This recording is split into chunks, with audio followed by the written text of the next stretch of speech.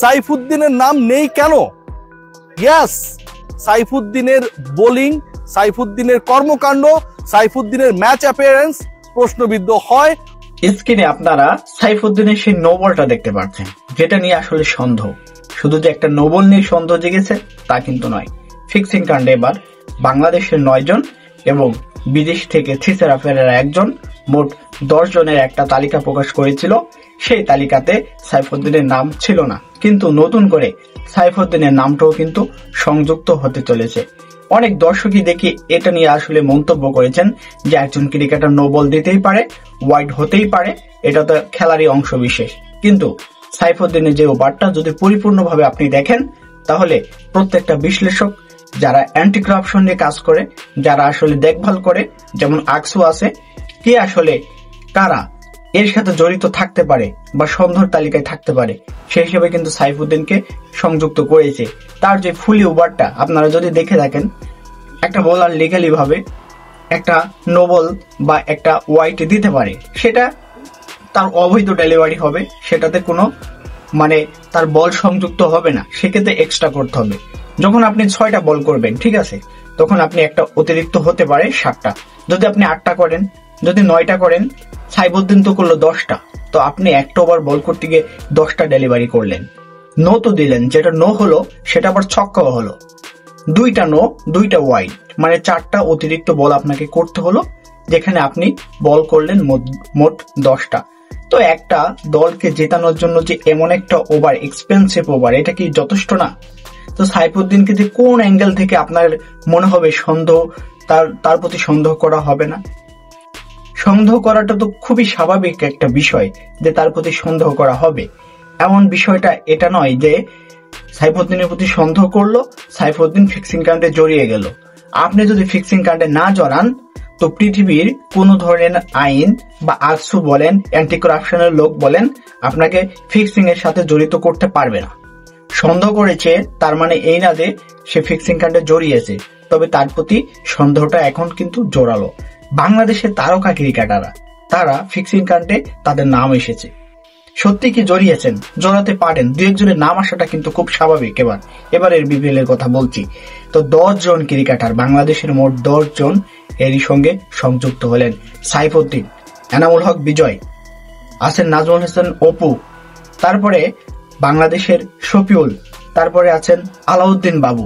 এই যে এত নামগুলা যারা বাংলাদেশের লাল সবুজের প্রতিনিধিত্ব করে, এমন কয়েকজন ক্রিকেটার জাতীয় টিমে, ন্যাশনাল টিমে খেলেছেন, তাদের মতো এত বড় নামের প্লেয়াররা যদি এই ধরনের একটা ইস্যুর সাথে সংযুক্ত হয়ে যায়, ফিক্সিং কাণ্ডের সাথে, তাহলে আইসিসি তো এটা ভালোভাবে দেখবে না। পুরো বিশ্বের কাছে কিন্তু একটা দুর্নাম হয়ে যাবে বাংলাদেশ বিপিএল এর। যা হচ্ছে ইতিহাসে কোনোদিন হয়নি বাংলাদেশের বিপিএল এ।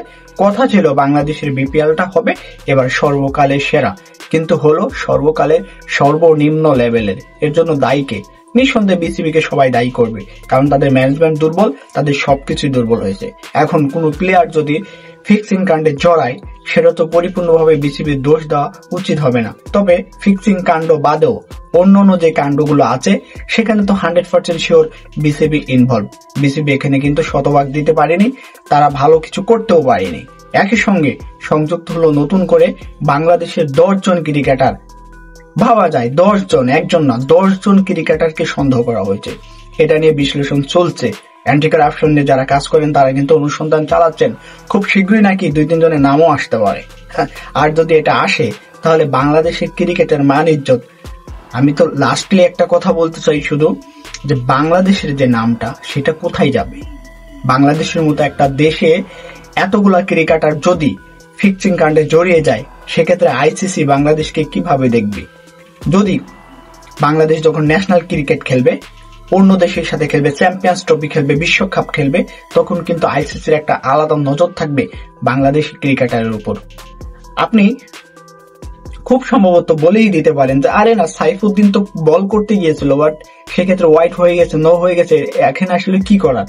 আপনি জানেন না হয়তো, রংপুরের যে কোচ আছে মোহাম্মদ আশরাফুল, তিনি যে ফিক্সিং কাণ্ডে জড়িয়েছিলেন, বাংলাদেশের কোনো মানুষ বিশ্বাস করেছিল না যে আশরাফুলের মতো একটা মানুষ ফিক্সিং কাণ্ডে জড়াবে। শেষ পর্যন্ত কিন্তু তিনি নিজেই সাংবাদিকদের সামনে স্বীকার করতে বাধ্য হয়েছেন, তিনি কেঁদে কেঁদে বলেছেন তিনি ভুল করেছেন। তো কে কোথায় কখন কি করবে সেটা কিন্তু আপনাকে বলে কয়ে করবে না, আর মানুষের মুখ থেকে কিন্তু তার অন্তরটা চেনা যায় না। একটা প্লেয়ার বিপিএল থেকে পুরা মাস খেলে, 1 মাস 2 মাস ক্রিকেট খেলে যা আয় করবে, একদিন ফিক্সিং কার্ডের জড়িয়ে সেই টাকাটা আয় করবে। তো করতে তার লোভ জন্মাতে পারে, সে করতে পারে, লোভ ছাড়া কি এখন মানুষ আছে নাকি? সেক্ষেত্রে কিছু কিছু ক্রিকেটাররা কিন্তু তাদের বিবেক বুদ্ধি হারিয়ে যেতে পারে, তারা কিন্তু এই ধরনের পাপাকাণ্ডে জড়িয়ে যেতে পারে।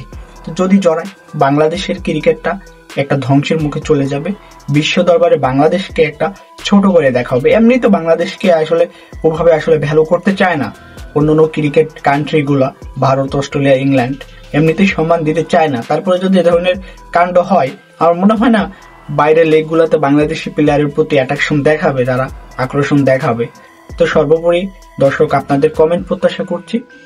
এবারের বিপিএল যেটা হচ্ছে সেটা নিয়ে আসলে আপনাদের ভাবনাটা কি, পজিটিভ নাকি নেগেটিভ? আসলে কোন কোন জায়গায় ঘাটতি রয়েছে, কি কাজ করলে এ ধরনের বিতর্কমূলক কাজ থেকে বাংলাদেশ ক্রিকেট বাঁচবে? অবশ্যই আপনার ইতিবাচক কমেন্ট বক্সে লিখে জানাবেন। সবাইকে অসংখ্য ধন্যবাদ।